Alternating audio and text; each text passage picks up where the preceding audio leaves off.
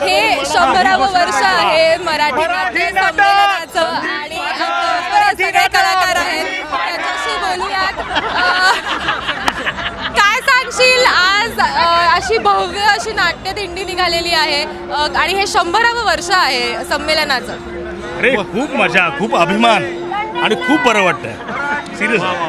आणि हा उत्साह जो आहे 100वे नाट्य संमेलन आम्हाला खूप अभिमान वाटतोय, गर्व आहे की मराठी नाटक आणि मराठी नाट्य संमेलन 100 वर्षाची परंपरा आहे आणि 150 वर्षाची परंपरा मराठी रंगभूमीला आहे आणि ही रंगभूमी मराठी नाटक आणि नाट्य संमेलन हे बहरत जाणार आहे। प्रत्येक कलाकारासाठी ही एक पहिली पायरी असते नाटक असं आपण म्हणतो। नवीन कलाकारांना, होतकरू कलाकारांना काय सांगतो? नक्कीच त्यांनी रंगभूमीवर काम करायला पाहिजे, मग एकांकिका असेल, नाटक असेल, व्यावसायिक नाटक असेल, कारण रंगभूमी तुम्हाला आयुष्यभराची शिकवण देते, तुम्हाला घडवते, मग ते लेखक म्हणून असेल, दिग्दर्शक म्हणून असेल, नाही तर अभिनेता म्हणून असेल।